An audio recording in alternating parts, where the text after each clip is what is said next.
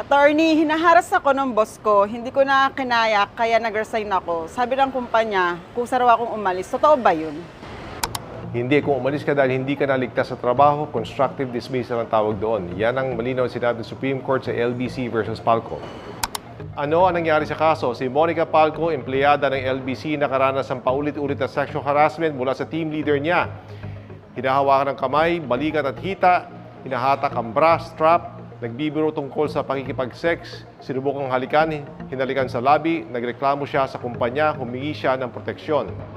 Pero pinapasok pa rin sa trabaho ang harasser. Walang preventive suspension, walang agarang investigasyon, pinaghintay siya ng halos 4 na buwan. Sa takot at pagkabahala, napilitan siyang mag-resign. Ano ang sinabi ng Supreme Court? Sabi ng Korte, kapag hinaharas ang empleyado at hindi agad kumikilos ang kumpanya, ginagawa nitong delikado at hindi na makatwiran ang pagpasok sa trabaho. Yan ay constructive dismissal. Kahit hindi na ang kumpanya ang gumawa ng harassment, may pananagutan pa rin itong kapag hindi ito umaksyon agad. Mahalagang aral para sa mga kumpanya, kapag may nagreklamo ng sexual harassment, kailangan ng agarang aksyon, kailangan ng investigasyon, kailangan ng proteksyon sa biktima, kailangan ng preventive suspension kung kinakailangan. Kapag pinabayaan mo ang biktima at pinapasok mo pa rin ang salarin, ikaw ang gumagawa ng hostile workplace.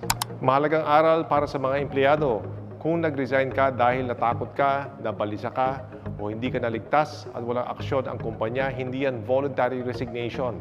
Constructive dismissal yan. May karapatan ka sa back wages, separation pay, moral at exemplary damages at attorney's fees.